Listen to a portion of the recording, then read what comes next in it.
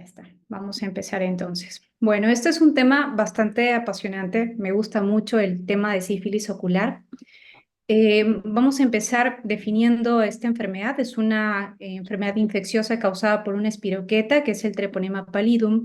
Sabemos que la principal forma de infección, de transmisión es por vía sexual a través de los genitales, la boca o roturas en la piel que se producen tras el contacto sexual. También puede transmitirse por vía transplacentaria y en menos frecuencia cuando el bebé nace al tomar contacto con alguna lesión genital activa de la mamá. Algo muy importante es que si es que no se trata, esta enfermedad se autolimita, las manifestaciones clínicas se autolimitan, pero la enfermedad sigue progresando. Y muchas veces los pacientes pueden tener una infección de por vida asintomática y nunca se enteran de que la tienen. Se denomina la gran simuladora, ya sabemos por la gran cantidad de manifestaciones clínicas que pueda presentar y al igual que tuberculosis y al igual que enfermedad de Lyme.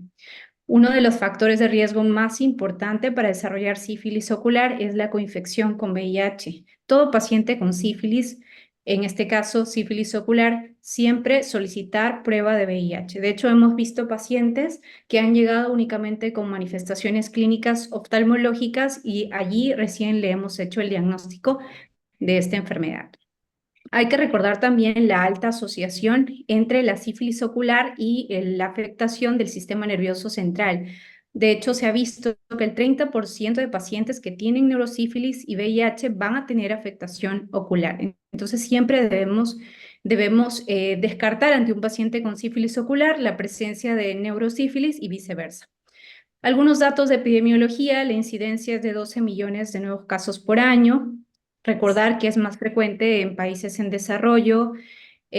Según los últimos reportes de la CDC, los casos de sífilis han venido incrementándose en los últimos años, sobre todo en varones, principalmente en este grupo que son los HSH, que son hombres que tienen sexo con hombres, y también en pacientes que tienen VIH, ¿no? Ahora, con el advenimiento de la terapia antirretroviral, muchos pacientes con VIH han dejado de utilizar preservativos. Entonces, la sífilis pues, se ha disparado en potencia. Hablando brevemente del Treponema pallidum, sabemos que esta es una espiroqueta capaz de penetrar membranas mucosas intactas, también penetra piel lesionada. El periodo de incubación en promedio es de 3 semanas. Vamos a hablar en primera instancia acerca de las manifestaciones clínicas sistémicas de la sífilis. Vamos a ver que esta es una enfermedad que va pasando o que cursa en distintas etapas. Como ya les había mencionado, progresa. Si es que no la tratamos, sigue avanzando en las distintas etapas. Entonces, en primer lugar, tenemos a la sífilis primaria, la cual se caracteriza por una lesión que inicia como una pápula eritematosa para posteriormente erosionarse y formar esta úlcera, que es una úlcera con bordes ligeramente elevados, indurados, y es una úlcera indolora. A esto se le llama chancro, ¿no? Puede ser única o puede ser múltiple. Generalmente es múltiple en casos de pacientes con VIH. Entonces, esta lesión suele aparecer justo en el sitio de inoculación. Aquí, si nosotros llevamos a estudiar la secreción de esta úlcera, vamos a evidenciar que va a estar lleno de espiroquetas. Entonces va a haber una multiplicación local de las espiroquetas en el sitio de inoculación, que generalmente son los genitales, pero también sabemos que puede estar en la piel, en la mucosa oral, como en los labios, en la lengua, pero también se puede presentar en el caso de oftalmo, podemos verlo a nivel de los párpados, los chancros, como en este caso, que lo vemos en el sector superior del canto externo del ojo izquierdo. Generalmente, el chancro aparece 3 a 4 semanas después de que inicie la infección y, como les mencionaba, si es que no lo tratamos, puede que se autolimite y desaparezca en promedio en 1 a 2 meses. Sin embargo, la enfermedad sigue progresando y aquí es donde pasa hacia la segunda etapa, que vendría a ser la sífilis secundaria. Entonces, si en la etapa inicial la espiroqueta se multiplicaba en el sitio inicial de la inoculación, en la sífilis secundaria ya migra hacia los ganglios linfáticos regionales para posteriormente diseminarse de forma sistémica. Por ende, ya nos va a generar manifestaciones clínicas como fiebre, malestar general, cefalea, náuseas, pero en el 90% de los casos vamos a ver afectación de piel, siendo la principal manifestación en esta etapa el rash maculopapular, ¿no? Que se caracteriza por comprometer palmas y plantas de los pies. Ahora también podemos encontrar más lesiones que comprometen piel en esta etapa, como los condilomas planos en la zona perineal y en genitales. Es importante destacar que las manifestaciones oftalmológicas son más comunes a partir de la sífilis secundaria en adelante, latente, o sea, secundaria, latente y terciaria. Y en pacientes inmunocompetentes, lo más común o la presentación más común de sífilis es la uveitis anterior. A diferencia de los pacientes con VIH, reporta la literatura que es más común la panuveitis. Aquí también podemos tener compromiso de órganos como el sistema nervioso central y también se puede autolimitar en promedio en unos 6 meses, pero si no se trata, sigue progresando. Y luego pasa a una fase latente, la cual se puede dividir en fase latente temprana y tardía, ¿no? La temprana es aquella que ocurre antes del primer año después de la infección inicial y la tardía es después de este periodo.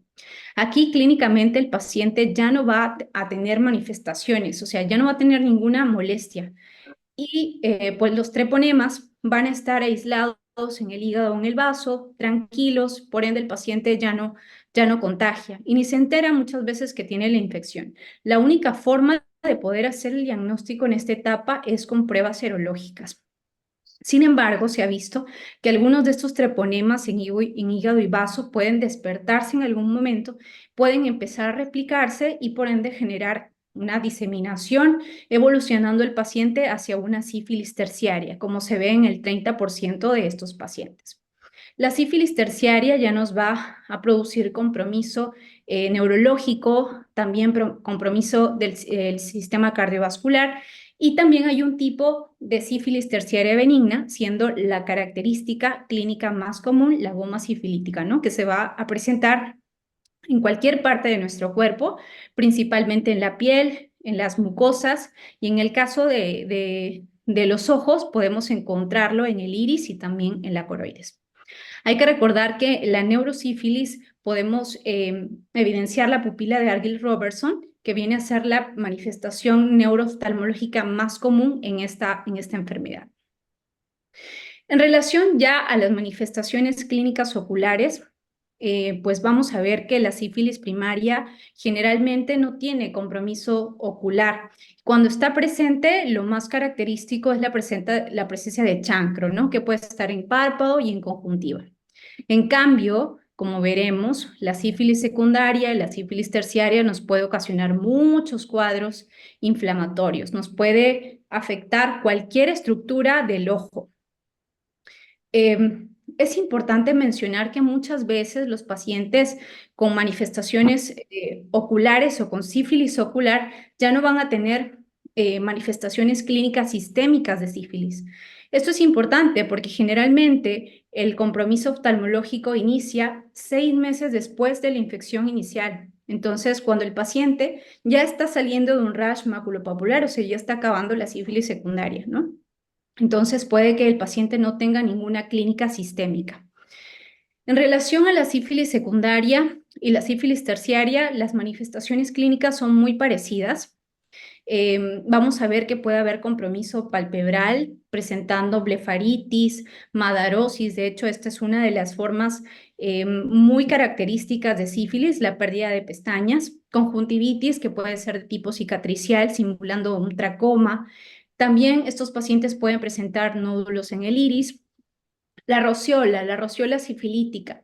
Esto es un dato muy importante porque la literatura menciona que aunque no es tan común la presencia de rociola, esta podría ser la primera manifestación de una sífilis ocular o la manifestación más temprana de una sífilis ocular, pudiendo presentarse o pudiendo aparecer a partir de la 6ª semana después de la infección inicial. Y pues se trata de una ingurgitación de los vasitos superficiales del iris ubicados a nivel del tercio medio del mismo.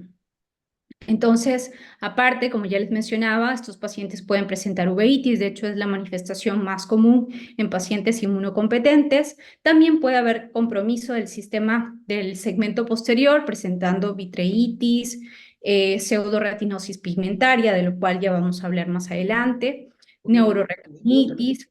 También puede haber desprendimientos de retina serosos y en casos más avanzados, fibrosis subretiniana.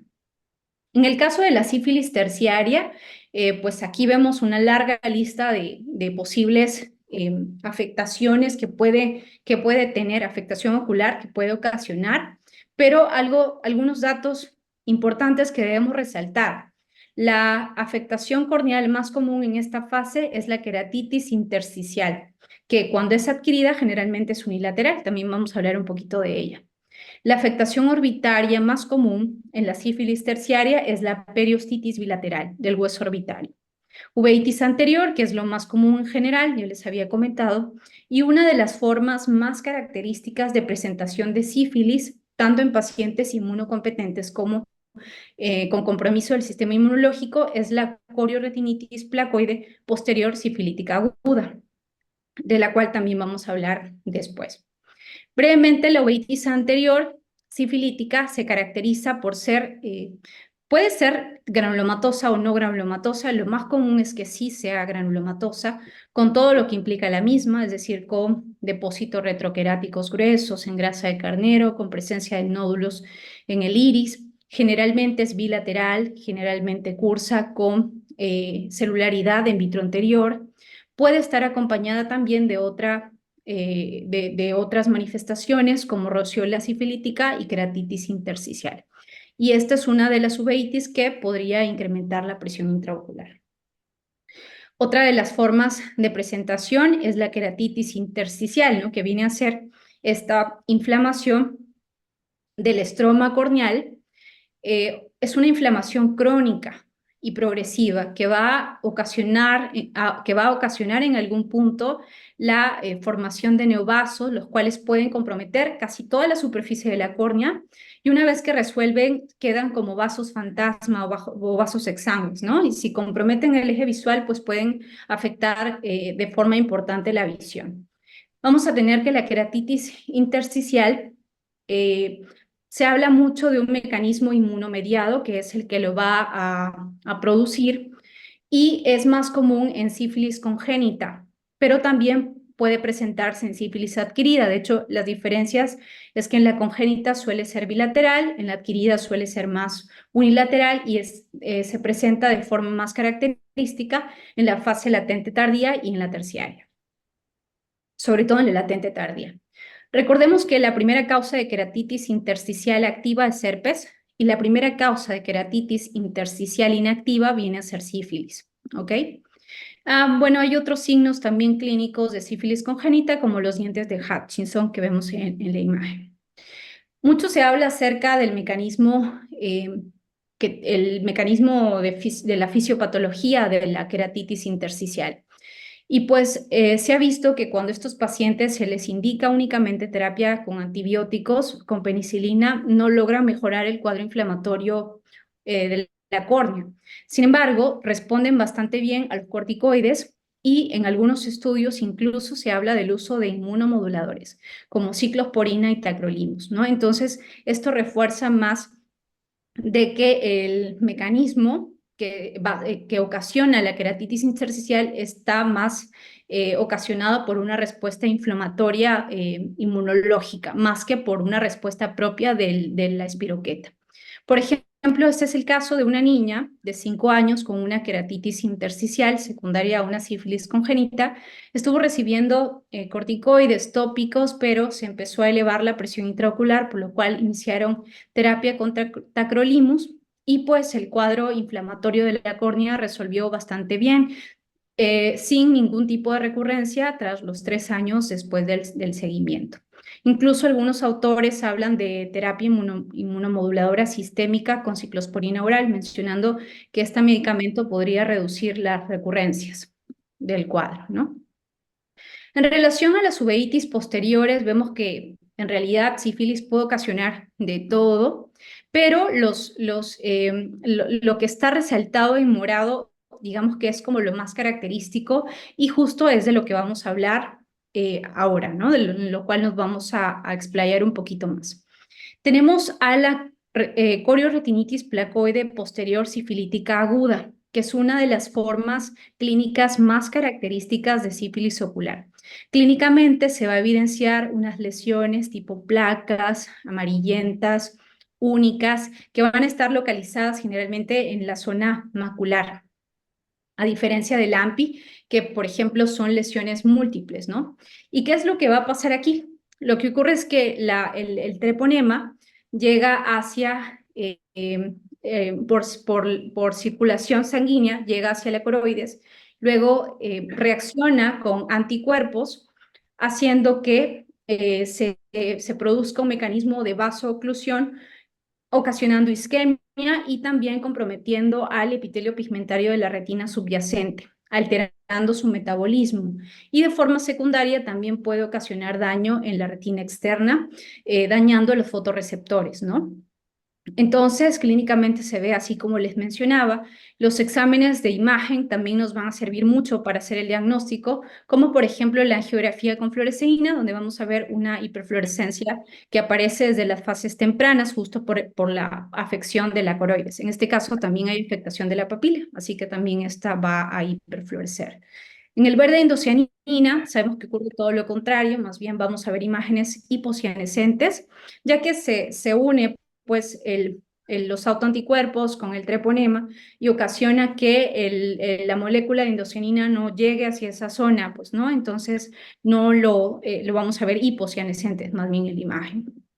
Y pues uno de los estudios que tiene mucha boga en la actualidad, pues es la autofluorescencia, donde vamos a ver imágenes hiperautofluorescentes debido a lo que ya les mencionaba, la alteración del metabolismo del EPR con acúmulo de la lipofucsina.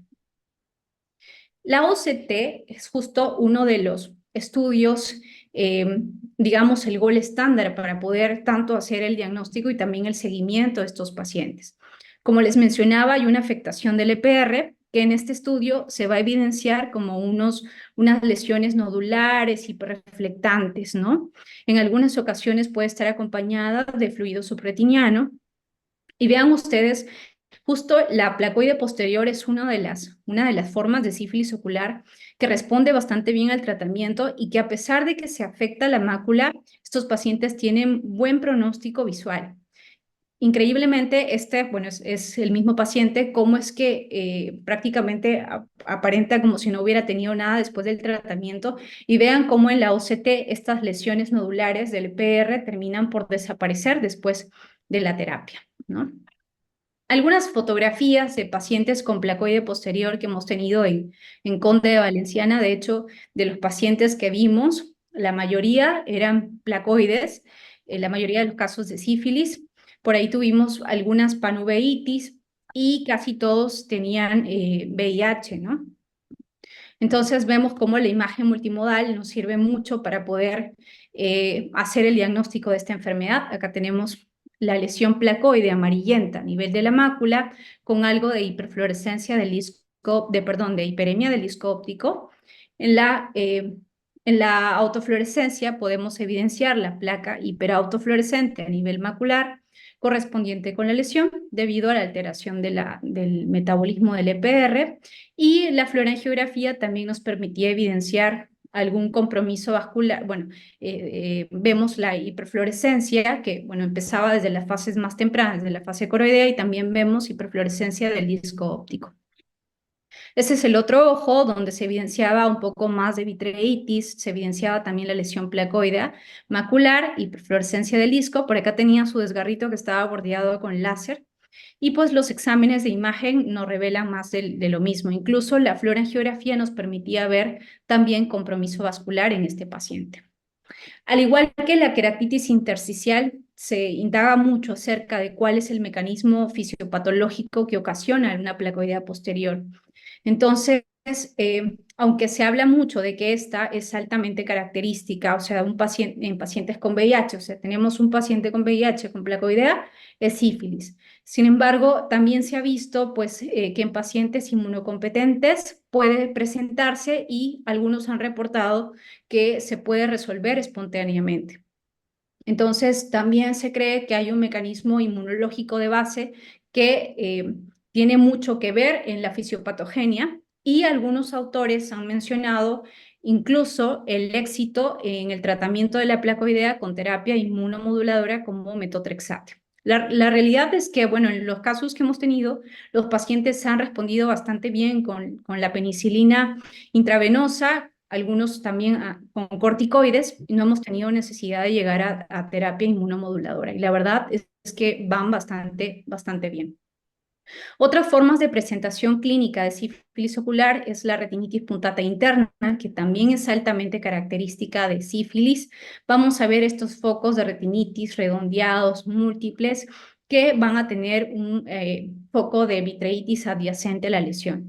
Es importante que siempre pensemos en sífilis cuando veamos un caso como este.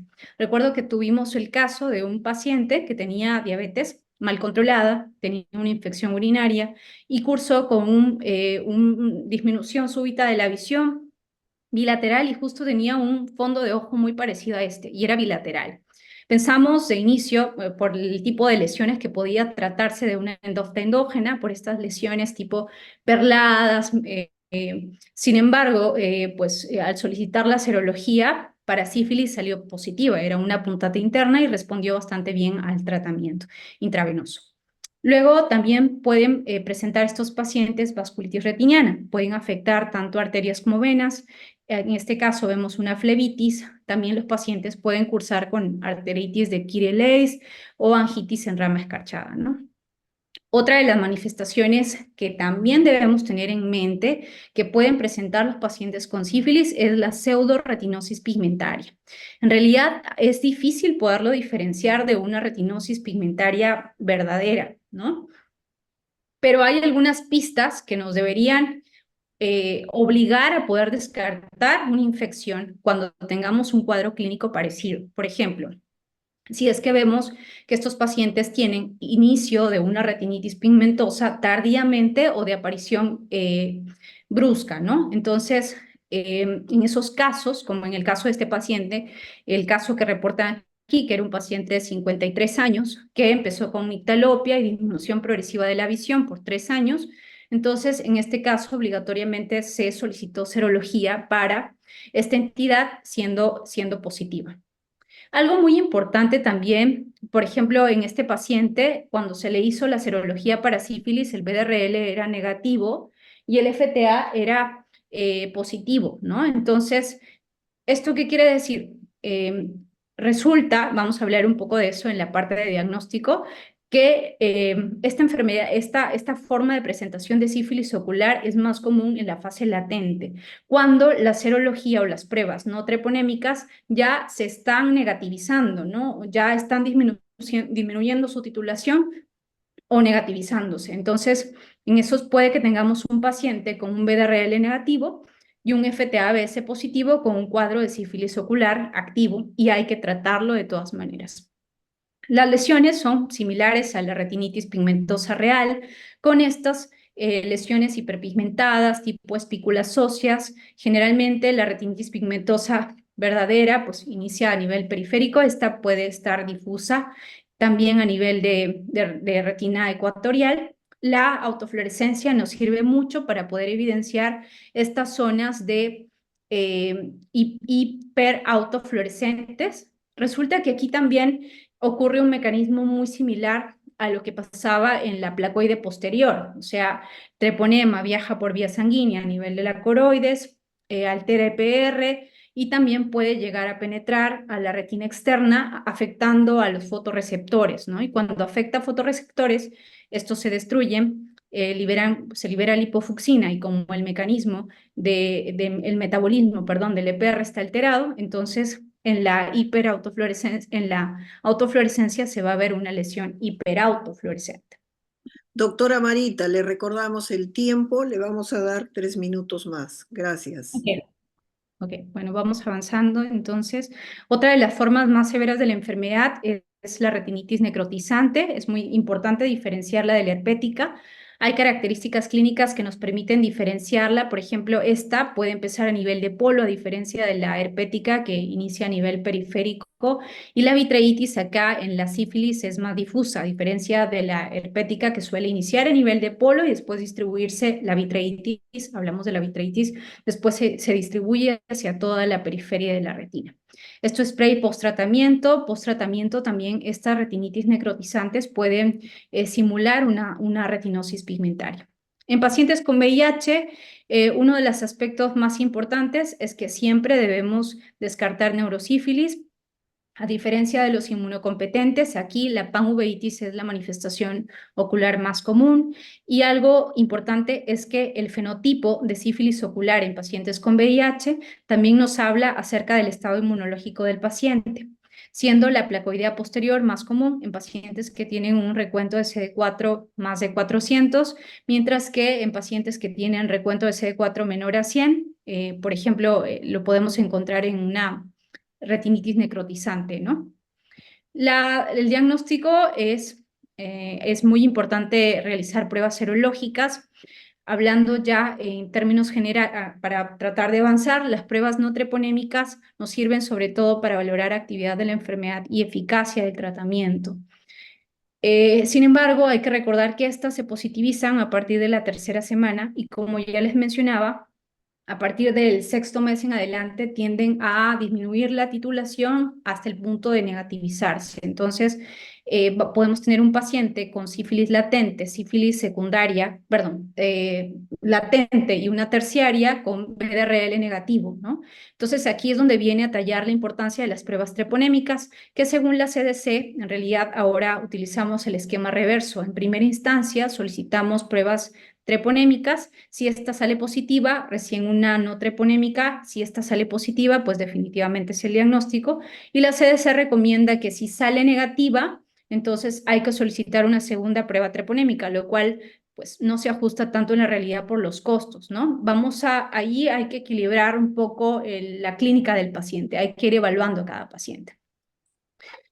Muy bien, el efecto prosona, ya no vamos a hablar mucho de eso, lo importante es que siempre que solicitemos, eh, bueno, este efecto se ve más en pacientes con VIH, así que siempre que querramos descartar sífilis hay que pedirle BDRL cuantitativo a estos pacientes y colocar probable efecto prosona para que se hagan las diluciones correspondientes y la prueba pueda salirnos un poco más confiable, ¿no?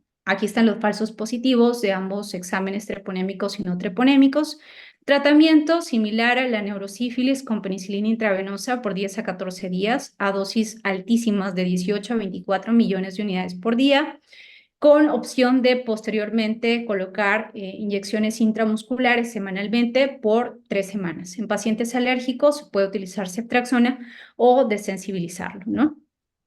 Seguimiento, para terminar, hablamos de cura cuando se disminuyen, cuando hay una disminución de 4 veces los títulos de BDRL o RPR.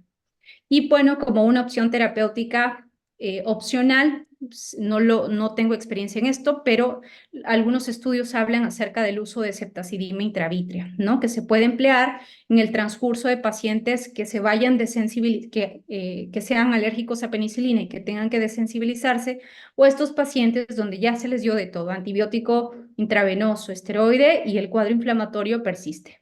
Los distintos estudios han mencionado que tienen bastantes buenos resultados con este tratamiento intravítreo. Puntos clave finales, pues sífilis, los ojos se pueden afectar en cualquier etapa de la infección por sífilis. Muchos pacientes se enteran recién que tienen VIH cuando llegan con una manifestación oftalmológica que descubrimos que es sífilis, recién ahí les hacemos la prueba de VIH, resulta positivo. Por eso siempre es importante descartar la coinfección con esta enfermedad. Hay que recordar que esto es una enfermedad que progresa si es que no se trata, la serología para el diagnóstico y el tratamiento similar a la neurosífilis. Perdón si corrí un poquito. Gracias, doctora Marita. Muy bien. Doctora, su revisión ha sido bastante amplia desde la parte clínica inicial hasta la neurosífilis, ¿cierto? Esto, no sé si alguien quiere hacer alguna pregunta, algún comentario.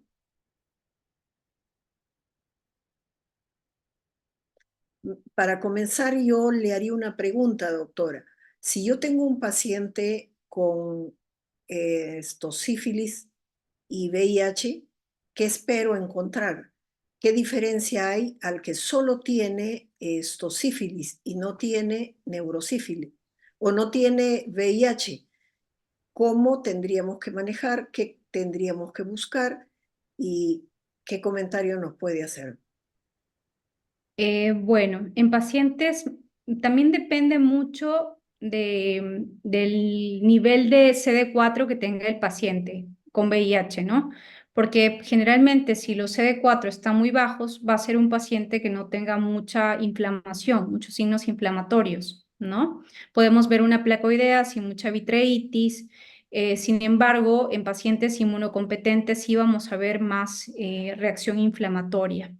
La literatura menciona que justo la forma de presentación de sífilis ocular en pacientes inmunocompetentes es más la uveitis anterior y en VIH es más panuveitis, aunque en el CIENI, que es el Centro de Investigación de Enfermedades Infecciosas en el área de oftalmología, justo estaban haciendo un estudio, puesto que habían visto que las manifestaciones más comunes de sífilis ocular en VIH era más bien vitreitis, bueno, perdón, celularidad in vitro anterior y papilitis, ¿no? A veces son muy sutiles que pueden ser cualquier cosa en realidad, hasta un URI, pero no respondían a corticoide. Y cuando hacían serología, tenían serología positiva, BDRL positivo, daban tratamiento para sífilis y esto mejoraba increíblemente. Entonces, ajá. ¿Alguna pregunta más? ¿Algún comentario, colegas?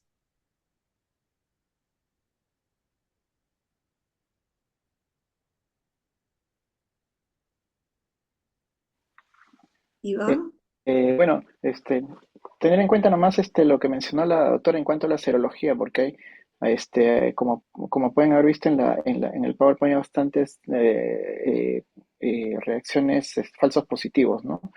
Y lo otro es, por ejemplo, hace poco tuvimos un paciente que nos salió RPR, dos diluciones aparentemente negativo,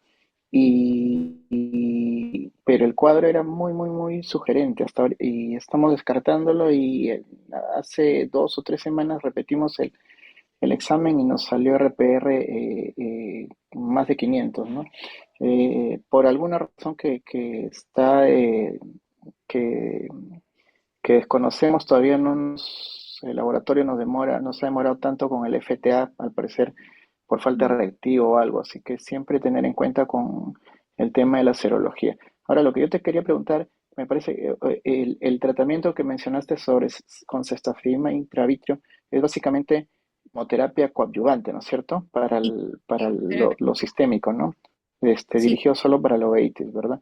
Porque hay que sí. tener en cuenta que la sífilis es una enfermedad sistémica, pues, ¿no? Entonces, tener en cuenta eso, ¿no? Ujú. Gracias, doctor Iván. Esto, cierto, la doctora hizo hincapié en un cuadro, lo de las pruebas serológicas, ¿no? Y dijo que hay que hacer primero el FTABS. ¿Por qué? Porque pues la sífilis ocular es una sífilis, dijo también, tardía. Entonces, muchas veces el RPR o el BDRL va a ser negativo. Y la prueba diagnóstica realmente es la treponémica o el FTABS y el RPR es prueba de seguimiento, ¿no? Mi tratamiento está dando efecto. También lo dijo que las diluciones tenían que disminuir hasta en 4 veces para dar por tratado el paciente, ¿no? Y muchos pacientes no desean tratarse sino ambulatoriamente, pero que quede claro de que esto es tal cual ha mencionado la doctora, endovenoso, el tratamiento es efectivo, de corto tiempo, y yo creo que a diferencia de otras patologías, el resultado luego es bueno, tal como lo ha mencionado. El doctor Carlos Siberio o el doctor Enzo. Este, A ver, Carlitos, le damos Carlitos pase levantó a la mano Carlitos primero. y luego al doctor Enzo. Eh, sí, felicitaciones, doctora. Excelente su charla, muy ilustrativa. Y sí, un poquito en la misma línea de la serología. Ahora, cuando uno pide FTABS, algunos laboratorios nos piden si es FTABS IgG o IgM, ¿no? Entonces, hay que especificar que es FTABC IgG, ¿no? Porque el IgM también va a disminuir igual que el BDRL con el tiempo, ¿no? Entonces, sí, no está, nunca está de más recalcar todo este tema del FTABC, que es el examen que hay que pedir, ¿no? Para descartar sífilis, ¿no? Ujú. Eh, a veces el BDRL Bien, es Carlitos, negativo y ya descartamos. es buena remarcarlo para que podamos pedirlo y esto es a diario, ¿no? El doctor Enzo nos quería decir algo. Gracias, Amelia. Adelante. En la misma línea de lo que ha dicho Carlos, primero las fotos de la presentación, un compilado maravilloso, porque efectivamente la sífilis tiene muchas formas. Existen también los anticuerpos anti-treponema pallidum, tal cual, y marginalmente tienen un rendimiento mejor que las pruebas treponémicas anteriores. Ajá, también está disponible. Le quería preguntar a la doctora Quesada y compañía, ¿ustedes les preguntan o les comentan a sus pacientes qué es lo que le están pidiendo cuando les piden los exámenes para sífilis? Doctora Marita, usted le pregunta a su paciente y le dice, ¿por qué le pide el examen para sífilis? ¿O le dice que es para sífilis? Sí, en realidad siempre o sea, incluso no solo buscando sífilis, sino para mí, bueno, siempre como protocolo solicito descartar ante una uveitis las dos grandes simuladoras que, no, que son tuberculosis y sífilis. Entonces siempre les explico eso, les digo, porque a veces les digo, aunque no tenga factores de riesgo, les digo eso porque a veces el paciente cuando le digo que es para sífilis se asusta. Entonces yo le Sí, digo, sí, sí, aunque sí. no tenga factores de riesgo, igual hay que solicitar esto para poderlo descartar. Muy buen aporte. Lo peor es cuando Doctor vienen con Gustavo, creo familiar. está levantando la mano, ¿o me No, equivoqué? no, pero yo por ahí opino diferente. Yo no le explico al paciente por qué le pido lo que le pido. Francamente, no quiero anticiparlo a nada, porque ¿para qué voy a preocuparlo antes de tener certeza? Normalmente le explico que forman parte de la rutina de todas las inflamaciones Las intraoculares. infecciosas. De todos los cuadros inflamatorios intraoculares, porque yo necesito saber que él no tiene HIV, sífilis o tuberculosis, porque eventualmente puedo necesitar inmunodeprimirlo. Entonces, se le explica que es parte de una rutina que se realiza en todos los cuadros inflamatorios intraoculares, en los cuales no tenemos certeza diagnóstica en la primera consulta. Porque si lo empiezo a preocupar antes de tiempo, existe primero la probabilidad de que consulte a otro. ¿Sí o no, Eso sería Enzo? terrible para ti, Sí, ¿no? ¿Sí o no? Ay, es ay, ay. cierto. Mira, Botman, no te hagas el ingenuo ni el niño. Tú eres más viejo que todos nosotros juntos. Pero a La mí no se mitad me más, nota. escúchame, la mitad más uno de los pacientes a los que les hemos diagnosticado sífilis sabían que tenían sífilis y se hacen Así los es, niños y los inocentes. Es muy raro que alguien se sorprenda y diga, "¡Ih! ¿Cómo es posible? ¿De dónde pero es fue mucho esto?" Es mejor que se lo diga clarísimo. el laboratorio a que se lo diga yo. No, cuando llegue al laboratorio dicen, uff, qué alivio, me Es cierto salió lo que dice Enzo, negativo. que la mayoría de Qué los pacientes alivio, con porque pensé sífilis. que me iba a salir positivo. Sí, sí, sí, pero es cierto, los pacientes con sífilis y con HIV ya presumen que tienen esta enfermedad en la mayoría de los casos. No les vi cara de sorpresa a casi ninguno. Pero bueno, yo no lo anticipo, porque yo no Perfecto. puedo asegurar nada hasta que el laboratorio no me respalde. Gracias, Pero bueno, Gustavo. son opiniones, ¿no? Les comparto Gracias, una doctor perlita. Gustavo. Gracias, Ah, A ver, lo último, Carlitos Siberio, para pasar al siguiente tema, que el tiempo se nos va. A ver, Enzo iba a Enzo, contestar y iba a la decir doctora algo. Diana está levantando la mano la también. doctora Diana está levantando. Adelante, doctora, y bienvenida. No la había visto. Gracias, doctora. Es que no podía abrir acá el micrófono, pero ya. Bueno, es verdad que la mayoría saben, pero a mí me ha pasado un par de casos de mujeres con su esposo que no se lo sospechan ni por nada. Entonces, pues, hay esos casos también. Pero digamos, yo quería hacerles una pregunta a todos, porque evidentemente el tratamiento, pues, siempre, pues, aunque se puede presentar en fases latentes, como mencionaba la doctora Marita, generalmente se considera que es una neurosífilis y que el tratamiento debería ser endovenoso, pero ella mencionó esa terapia alternativa de la CDC intramuscular por 7 a 10 días junto con el Probenecid. Quería saber si ustedes lo han tenido que hacer o han tenido la oportunidad de hacerlo, sobre todo en esos pacientes que llegan y que pues uno lo manda a hospitalizar y uno no está en el lugar donde está el infectólogo o ellos no comparten el criterio y no le dan la terapia endovenosa y pasa el tiempo y pues uno se queda esperando a que lo den endovenoso. Entonces quería saber cómo, si alguno tiene experiencia con esa terapia, porque yo particularmente no la he probado. Mira, Diana, si el infectólogo no comparte tu criterio, solamente tenés que cambiar de infectólogo, porque el infectólogo no ve lo que estás viendo vos.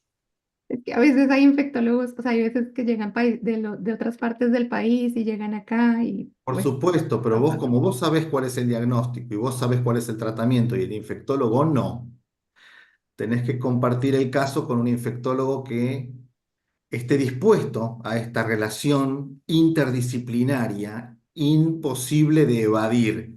Nosotros no podemos delegar el caso en la decisión de un infectólogo. Nosotros sabemos que la sífilis, cuando da uveitis, se trata como neurosífilis siempre, aunque la punción Gracias, delictiva doctor Gustavo. de Y negativo. Y yo ya me pienso cayó que Amelia.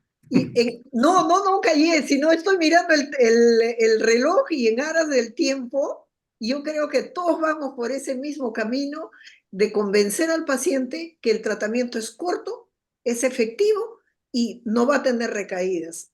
Muchas veces yo les explico así y aceptan, pero es difícil.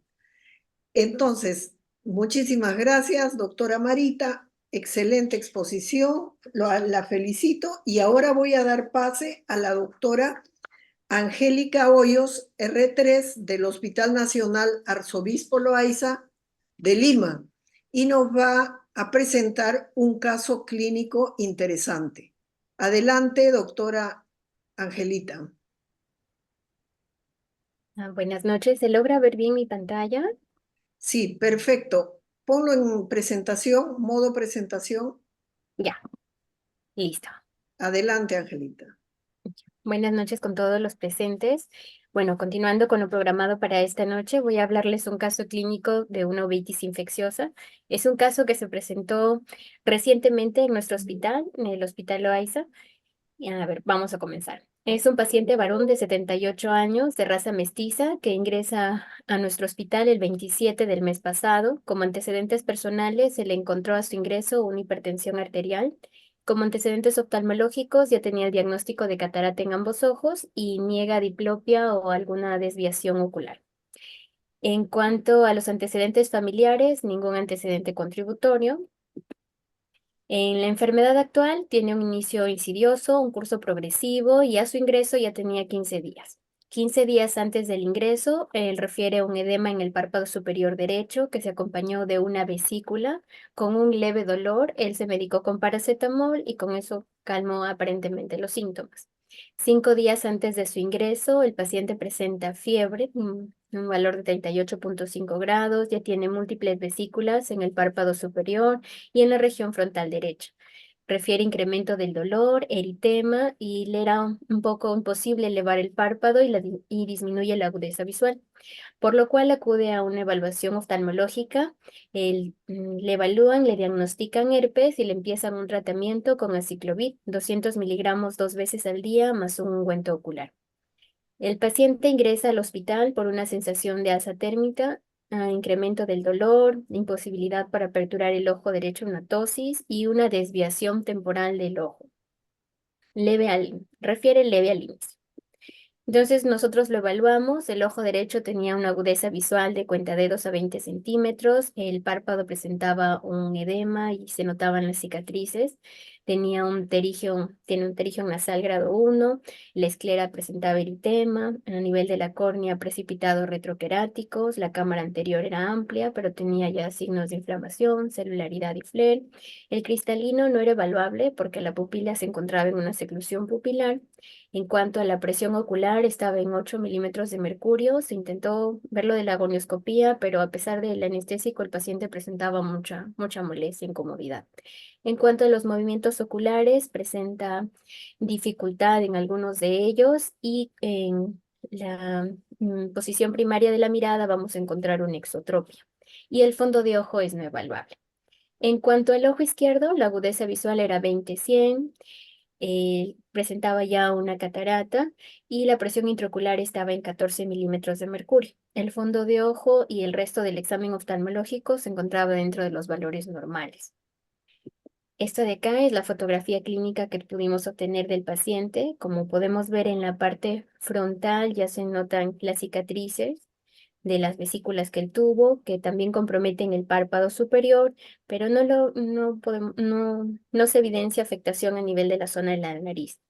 Esta es una fotografía clínica del segmento anterior en la que evidenciamos una secreción. Se logra ver que hay compromiso ya corneal, un edema y se evidencian los precipitados retroqueráticos. La pupila se encuentra pequeña y hay secreción pupilar. En cuanto a la motilidad ocular, en la posición primaria de la mirada podemos ver que el paciente se encuentra en una exotropia en el ojito derecho. Acá quería también mencionar en esta imagen que el paciente presenta su ptosis del lado derecho.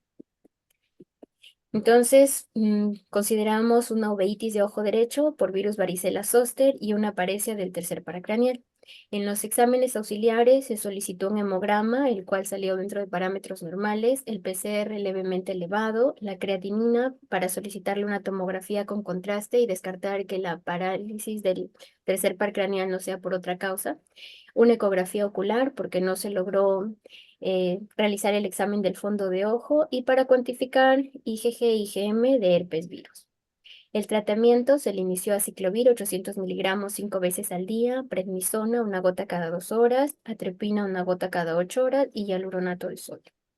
En las imágenes tuvimos una ecografía al segundo día de su ingreso al hospital, donde evidenciamos el nervio óptico y en la parte posterior, bueno, no hay desprendimiento de retina y se evidencia acá leve celularidad. A los 14 días de iniciado el tratamiento, se le hace una ecografía de control y no se evidencia que haya aumento de la celularidad. Al contrario, la reporta como disminución en la celularidad del vítreo. En las imágenes se le solicitó la tomografía, tenemos el corte axial, y el corte coronal y sagital. En el corte axial podemos evidenciar a nivel del globo ocular derecho, el nervio óptico también y los músculos extraoculares.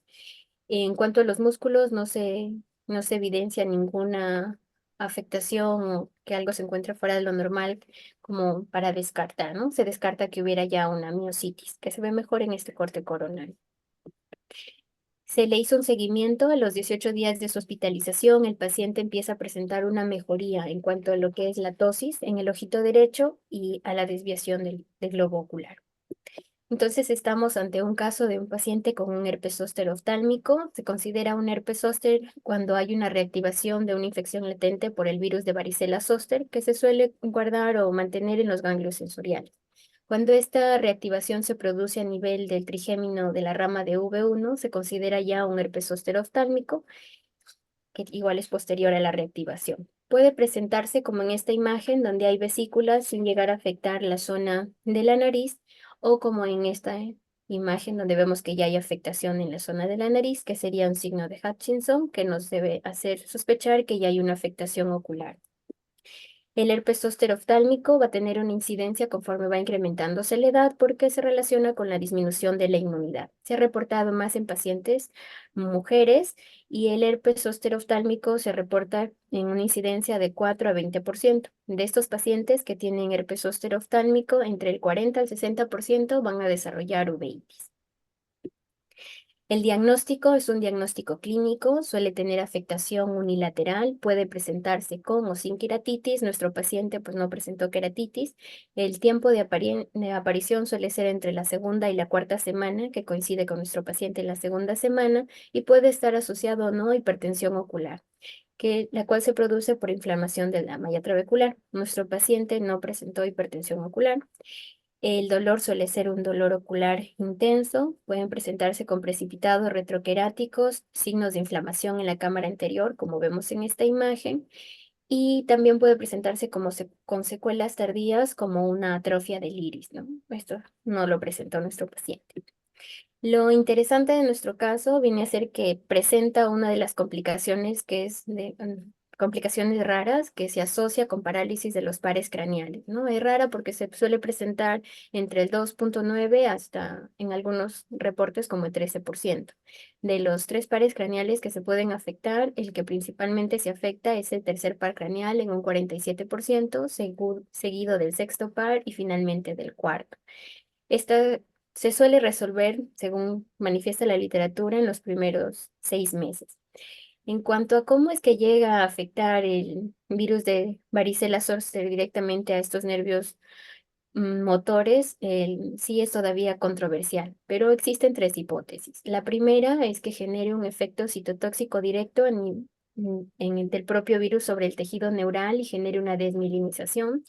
La segunda es que haya una respuesta inmune del mismo sistema nervioso central que genere una inflamación de las meninges, y la tercera es que se genere una vasculitis oclusiva, ¿no? Inducida por el propio virus. También se puede asociar esta complicación o puede presentar otras complicaciones como miositis, neuritis óptica o neuralgia posherpética. Por eso es que es importante solicitar una imagen para descartar. Revisando la literatura, encontré este artículo que me pareció interesante. Es un reporte de 4 casos clínicos que se publicó en el archivo de la Sociedad Española de Oftalmología en el año 2020. Habla sobre afectación de músculos de los nervios oculomotores a causa del virus de varicela zoster.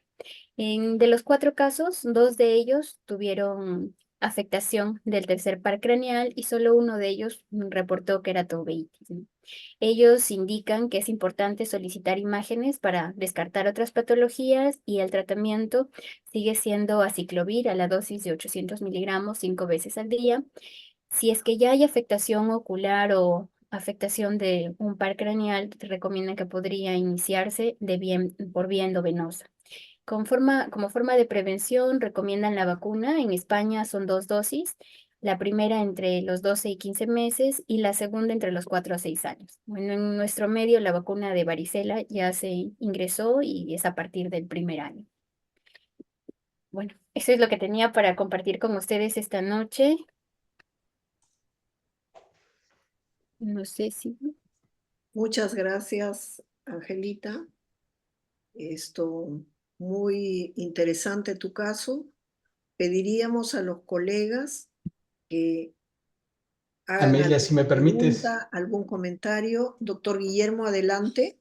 Sí, yo quería presentar insté a Angelita para presentar este caso porque, mira, yo llevo muchos años viendo uveitis en el Hospital Loaiza y pocas veces me he visto en la obligación de pedir imágenes o de interconsultar a un neurooftalmólogo cuando evaluaba una uveitis, y es que en realidad suele ser así. No es muy frecuente encontrar esta asociación en herpes zóster, por lo menos en mi hospital muy pocas veces vemos esta asociación, y el plan de trabajo te obliga, ¿no? Cuando tú ves un paciente con uveitis que tiene tosis y tiene parálisis de un par craneal, te invita a pensar de que puede haber algo más que la uveitis de todas maneras, y de hecho que el neurooftalmólogo tiene que venir a tallar y lo más probable era que se necesitara estudio de imágenes como lo hicimos en este caso.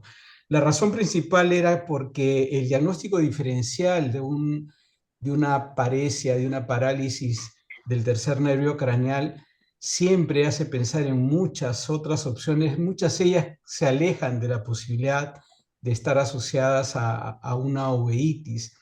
En este caso se planteó, porque este paciente fue hospitalizado en pabellón de medicina, se planteó posibilidades de una miositis, por ejemplo, que pudiera estar dando lugar al dolor y a la parálisis oculomotora, y por eso las imágenes estaban de todas maneras bien indicadas. Y lo otro que para mí, por la frecuencia con la que veo uveitis en el hospital, yo siempre he asociado mucho las uveitis herpéticas, sobre todo con herpes zóster e hipertensión ocular. Me pasa es muy frecuente. Este paciente no entraba en esa línea porque este paciente en particular tuvo una presión intraocular baja. Encima no tenía el famoso signo de Hutchinson, que es el que respalda más la posibilidad de un compromiso ocular por de uveitis por herpes zóster. Entonces, esos pequeños detalles nos hicieron dudar de si esto era o no una, una uveitis herpética con una parálisis ocasionada por por el mismo germen, o si se trataba de otra patología que se estaba complicando con una uveitis y el herpes además. En fin, fue un caso interesante en ese sentido para nosotros porque, claro, una vez que está todo bien estudiadito y presentado como lo ha hecho Angelita, la cosa se ve muy fácil. Pero cuando tú tienes al paciente delante el primer día y se te presenta con todos estos detallitos, obligó realmente a plantear un plan de trabajo que exigió pues todo lo que ustedes han visto en la presentación de Angelita. Y bueno, la sorpresa que nos hemos dado es que coincide mucho con nuestra experiencia, lo que ha podido revisar Angelita. Esto no es muy frecuente, la asociación uveitis con parecias no es frecuente, aun cuando las parálisis oculomotoras son frecuentes en el herpes zóster, asociadas con uveitis no necesariamente es muy frecuente, ¿no? Me gustaría conocer la opinión de los colegas que nos acompañan, pero les repito, una de las razones por las que quisimos que nos acompañara el doctor Cárdenas era porque justamente tuvimos que recurrir a él para ver si esto era realmente solo herpes o había otra cosa más detrás que no nos estábamos dando cuenta, ¿no? Así que abro la discusión. Es fundamentado por qué hemos presentado un caso de uveitis con un componente tan raro como este, ¿no? Gracias, doctor Guillermo. Realmente se ve mucho herpes zóster Sí. en personas de edad, pero con parálisis no he visto realmente. Para mí es un caso nuevo. Nos gustaría que el doctor Cárdenas nos dé también su comentario, si es que ustedes ven con frecuencia esto en herpes zóster o también es esporádico. Doctor Cárdenas, adelante. Sí, bueno, buenas noches. No sé Buenas si me noches, escuchan. doctor. Sí, todo bien. Sí. Le Bueno, sí era escuchamos. un caso inusual de parálisis oculomotora, pero siempre pues tenemos el dicho de que en medicina hay que siempre buscar la unidad clínica, ¿no?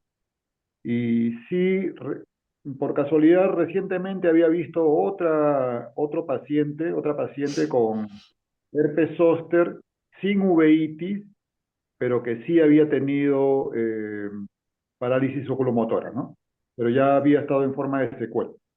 Pero sí, realmente son inusuales, ¿no? Y más bien, cuando vimos a este paciente, digamos, por ser un caso tan agudo, porque lo vimos justo con sus lesiones costrosas, ¿no? Con la uveitis encima, tenía todavía dolor, me parece, y un cuadro de inflamación. Este paciente pudo ser pues que haya tenido todas estas complicaciones porque también no recibió un tratamiento adecuado, ¿no? Le habían Oportuno. dado aciclovir de 200 miligramos 2 veces al día y, y cuando se le interrogó, pues solamente notó que había empeorado más la sintomatología, ¿no? Estos pacientes tienen dos fases, ¿no? La primera fase que es la activación viral y la segunda fase que es ya la secuela y la inflamación, la inflamatoria, ¿no? Y por eso que acudimos a infectología para la opinión de si era conveniente darle aciclovir en mayor dosis o aciclovir endovenoso o valaciclovir, ¿no? Y en infectología, como ya el paciente tenía 2 semanas cuando lo hemos visto, nos recomendó de que ya, él nos dijo literalmente de que ya no había virus allí, sino todo era producto de la inflamación y que debería ser manejado con antiinflamatorios, ¿no? En este caso, con corticoides, ¿no? Previo descarte de que no sea otra patología diferente, obviamente, ¿no? Por eso le pedimos la tomografía y la tomografía no mostró otra alteración. Por lo tanto, se concluyó de que el compromiso de la parálisis oculomotora estaba asociado al herpes zóster, que también además había producido la uveitis. Gracias, doctor Alfonso. La pregunta es para Angelita. ¿Qué tratamiento le dieron? Si el infectólogo dijo que ya no era necesario el antiviral solo con corticoides. El tratamiento fue vía oral, doctora, y Había oral. no se le empezó corticoides. El tratamiento con corticoides está controversial todavía. Algunos refieren que si se inicia endovenoso podría agregarse corticoide o en todo caso preferir solamente el antiviral. En el caso de su paciente, entonces solo fue el antiviral endovenoso. Recibió al ingreso vía oral y después me parece que infectología contestó que por el momento no, todo recibió vía oral. Perfecto. ¿Algún comentario, doctor Iván, creo está, o Enzo? Mientras Iván abre el micrófono, plantear un recordatorio muy simple. Al Allá. haber una Iván, uveitis, no se te No, escucha no, porque no, tu Enzo micrófono está está hablando. Enzo, dale, dale. allá. Doctor Enzo, sí, adelante. gracias. Al tener una uveitis herpética de tal intensidad, uno debiera considerar la profilaxis secundaria a muy largo plazo. Que esté cuantificado el beneficio a 6 meses no quiere decir que sea suficiente para estar en el lado seguro y evitar las reactivaciones que van a dar cada vez más problemas. Ujú. Por lo tanto, superado el episodio agudo, eh, por favor, considerar la profilaxis secundaria, que es algo que los infectólogos Continuar. jamás te van a proponer porque es una particularidad de las uveitis y de las encefalitis herpéticas. Entonces, si el infectólogo es muy despierto, y tiene en mente casos de encefalitis herpética, te lo va a proponer. Pero en el caso contrario, la gran mayoría de los infectólogos no se ponen en el lugar de nuestros pacientes con uveitis herpética. Gustavo, sí, yo estoy de acuerdo también de que se le tenga que prolongar el antiviral, ¿no? Porque en uveitis uno no sabe en qué momento puede venir una recaída. No me quedó muy claro la... Gustavo, adelante, Sí, Gustavo. sí, no, me quedó una duda respecto de del uso de los corticoides, por qué trataron de evitarlos.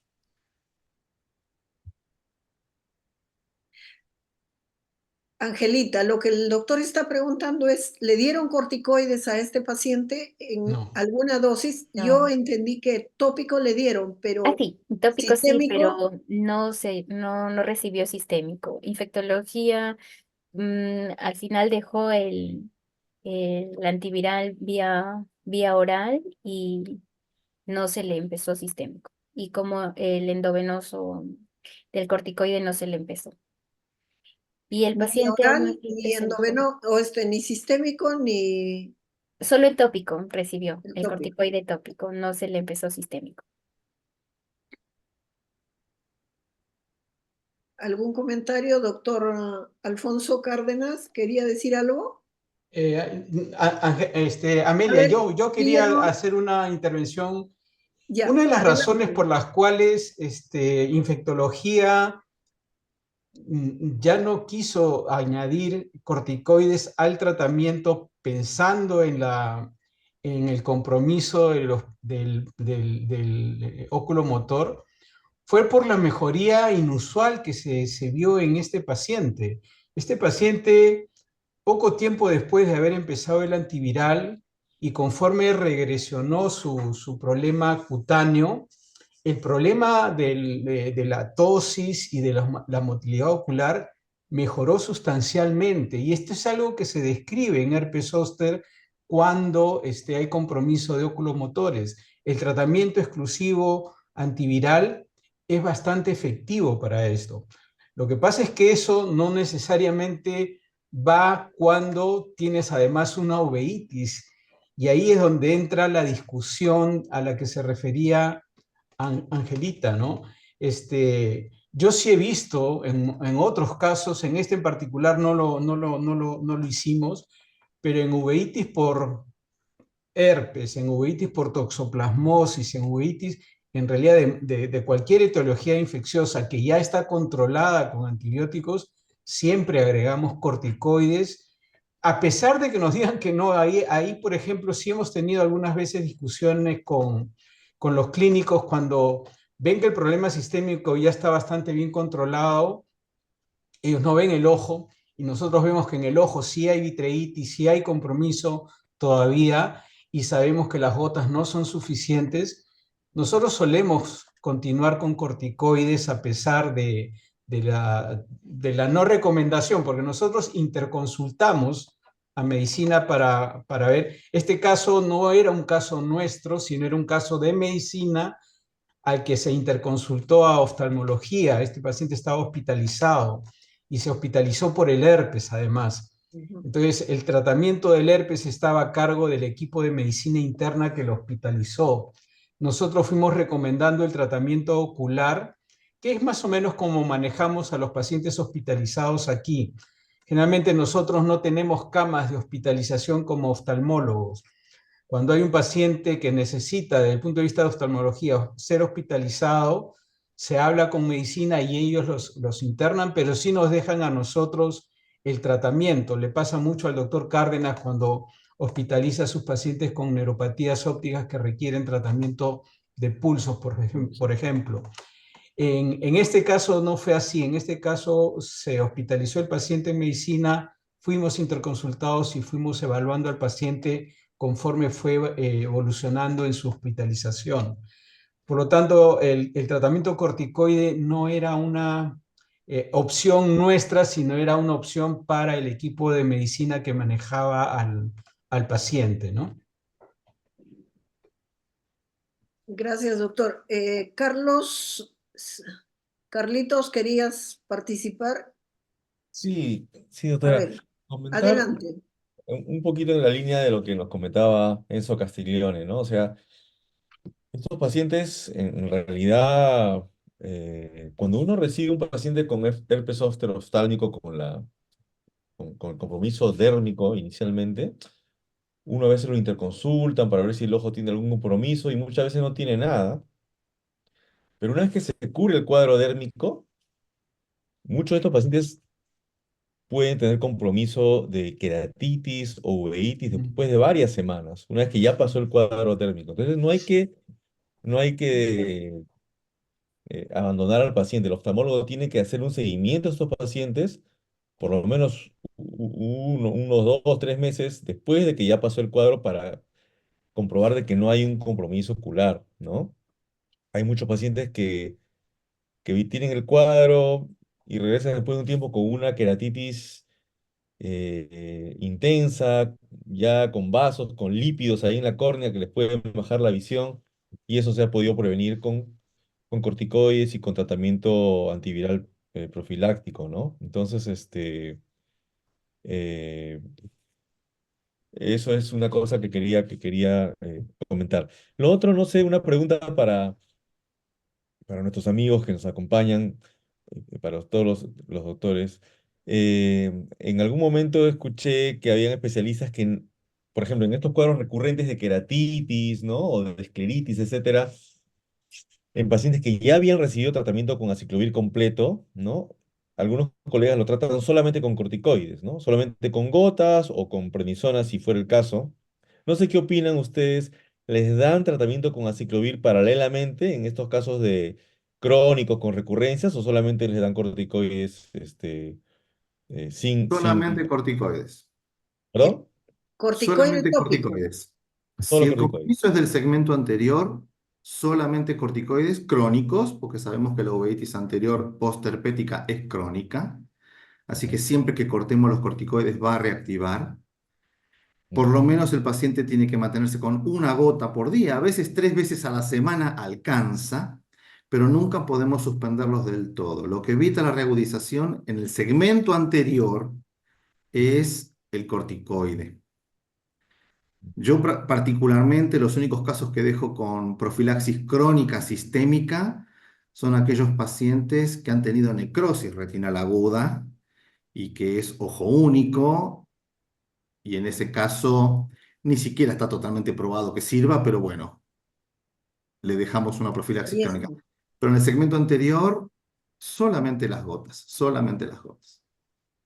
ujú. Si me permites, Amelia, Adelante, doctor Guillermo.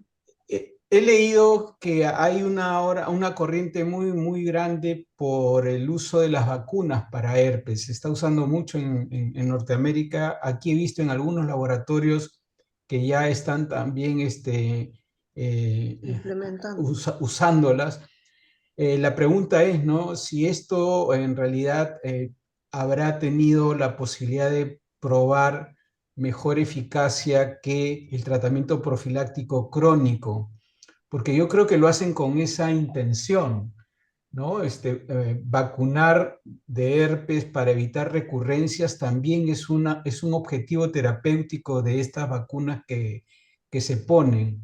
Entonces, si ese es el objetivo terapéutico, está en igualdad de objetivos con lo que se propone cuando ponemos tratamiento sistémico profiláctico con antivirales. ¿Qué piensan ustedes de esto? ¿Han tenido alguna experiencia con vacunas o creen que la vacuna pueda reemplazar el tratamiento profiláctico? Enzo, que lo propusiste, ¿qué piensas? ¿Qué te parece esta idea, esta Opción. corriente? Enzo se fue a ver el partido Argentina-Chile. Que andamos buscando a Messi, que no se le ha visto hoy día en ninguna No, parte. Messi está muy viejo, ya no juega casi. ¿Y usted qué tal? Oye, en Chile no tenemos Shingrix todavía, que es la que realmente sirve para evitar el zóster, ¿no? Todavía no están los números de la prevención de zóster oftálmico, pero se supone que van a salir positivos. Y la respuesta realmente la puso Diana Pachón ahí en el chat, ¿ah? Zostavax probablemente es muy poco eficaz. En Estados Unidos ya está como norma de medicina universal poner la vacuna, pero incluso ellos tienen una cobertura muy pequeña. Ujú. Así que nos vamos a demorar varios años en Todavía empezar a leer bastante. qué pasa Ujú. como evidencia de salud pública.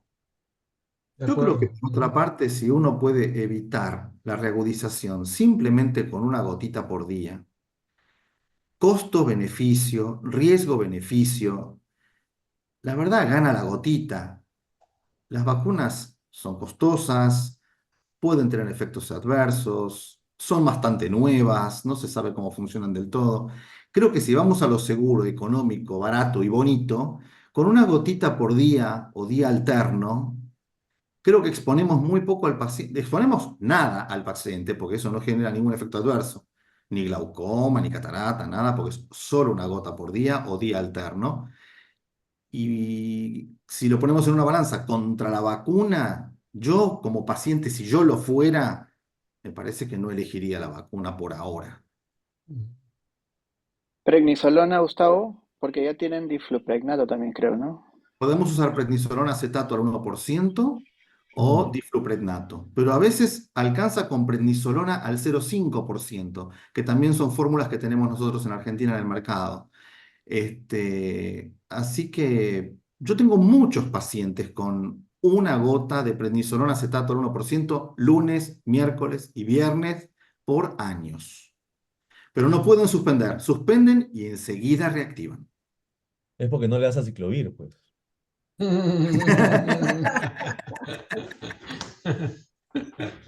Y el riñón agradecido aparte. Seguro. Cuando reactivan, ¿reinicias aciclovir o no? No, corticoides, corticoides. ¿Y lo mismo para herpes simple, Gustavo? Sí, para herpes simples es lo mismo. Sí, sí, sí, sí. Siempre estamos hablando de un cuadro de uveitis anterior, sobre todo de lo que es una endotelitis herpética. No estamos hablando de uveitis del segmento posterior. Ujú. La uveitis anterior, el paciente se controla absolutamente bien solo con la gotita de corticoide.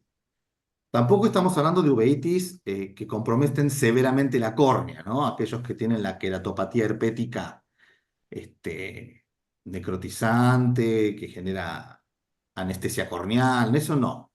Pero si estamos hablando de la endotelitis herpética crónica, que es lo que genera un zóster después de haber tenido su brote dermatológico o un simple, solamente con la gota de corticoide el paciente está perfectamente controlado, pero no la puede suspender. Cada vez que se probó, fracasó. Es crónico. Y no Claro, el excluimos al riñón. herpes es repetitivo, ¿no? Y a veces hasta estacional. Y puede ser que mejore con el corticoide, pero a veces hay necesidad de darle el aciclovir. Yo he tenido casos muy severos de uveitis anterior y pues en las recaídas sí he usado el aciclovir. Más No el por corticoide. mucho tiempo, como Carlos dice, controlando de 2 a 3 meses, pero han ido mejor porque hay pacientes que son corticoide dependientes y esos son permanentes, pero hay gente que mejora, pasa un periodo sano y recae, y generalmente recaen en estaciones. Entonces, esos pacientes hay que hacerles seguimiento, ¿no? Lo que yo creo que no son pacientes corticoideo dependientes, creo que es una enfermedad corticoideo dependiente, porque es crónica y la actividad no la genera la reproducción viral. Es un fenómeno de autoinmunidad generada por los virus. Entonces, lo que uno hace no es frenar la replicación viral. ¿A qué pacientes les dejo el aciclovir? Aquellos que sí tienen manifestaciones extraoculares herpéticas, ¿sí? Ya sea por herpes oral, nasal, genital, que también conviven a veces con este tipo de pacientes. Ahí sí, la parte dermatológica sí, porque ahí sí tenemos replicación viral, pero en la endotelitis herpética no. Por lo menos eso no está comprobado. Y como dije antes, los riesgos del tratamiento tópico siempre son mucho más bajos. Yo me canso de sacar aciclovir oral a pacientes que vienen hace años tomando pastillas y que les saco las pastillas. Les saco las pastillas porque no hay prueba realmente de que eso sea necesario.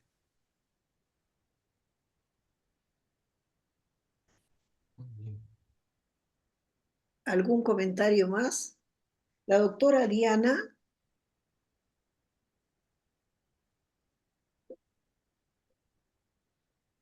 a Diana ver, dice que está Dianita, sin adelante, cámara te y sin escuchamos. micrófono.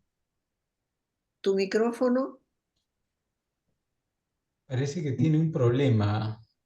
parece que tiene un problema. Sí, no, nosotros no podemos darle tampoco, ¿no? Ujú.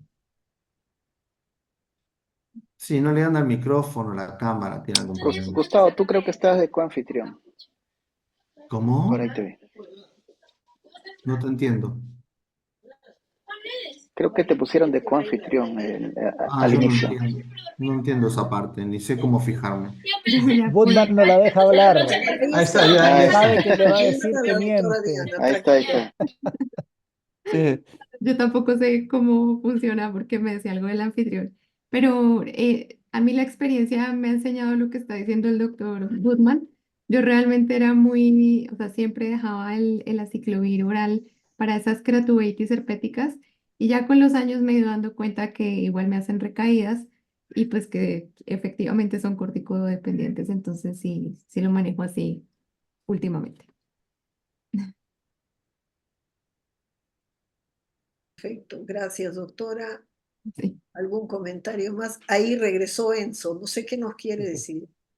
Que vio a Messi. No, tengo mala conexión a internet a esta hora. Lo que pasa es Ah, que lo que dice Amelia no se contrapone necesariamente con lo que nos han dicho Gustavo y Diana. Esto ocurre igual que la profilaxis secundaria de las toxoplasmosis. Cuando tú la aplicas a pacientes con alto riesgo de recidiva, en un grupo de estos pacientes tú puedes ver el impacto. Para que el aciclovir esté indicado, tiene que haber un reinicio de la replicación viral y eso no acostumbra a verse en las endotelitis herpéticas, pero sí acostumbra a verse cuando tienes el componente iridiano con atrofia sectorial.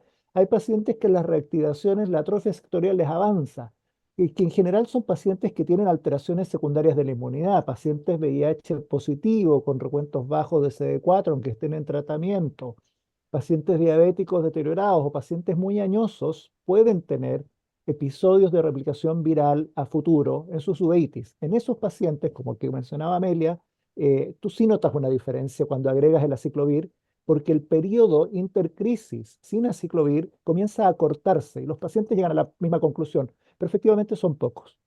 Y como ninguno de nosotros puede acumular un número suficiente para hacer un estudio serio, nos queda ese sesgo de la experiencia. Entonces, la mayoría de los pacientes con una endotelitis herpética no van a necesitar aciclovir más allá de unos 6 meses, tal vez 12 meses. Si el paciente tuvo una necrosis retinal aguda, va a necesitar probablemente de por vida. Y por supuesto que están los intermedios, ¿no? Es eso nada más. gracias, Enzo. Bueno, yo creo que siendo las 21:26, hemos sacrificado nuestro tiempo y de los 81 oyentes, muy agradecidos a la doctora Marita y a la doctora Angelita por la buena presentación, a los comentaristas, a los invitados y a todos los que nos han escuchado. Son 81 oftalmólogos que en diferentes lugares nos han escuchado desde Arequipa, Piura, Trujillo, etc. A todos muy agradecidos y buenas noches. Será hasta el próximo mes que nos toque. Gracias. Gracias. Gracias, Guillermo. Gracias, Gracias, no, buenas a ustedes, noches. muchas Enzo. gracias. Muchas gracias, Hasta gracias luego. Enzo, Gracias, Diana, Gustavo. Gustavo. Gracias. Gracias, Gustavo Barriga, muchas Alfonso. gracias. Gracias, doctora. A ti, Iván. Doctor Chao, Buenita. gracias. Cárdenas. Gracias. Gracias, Carlos. Adiós. Doctora. Buenas noches.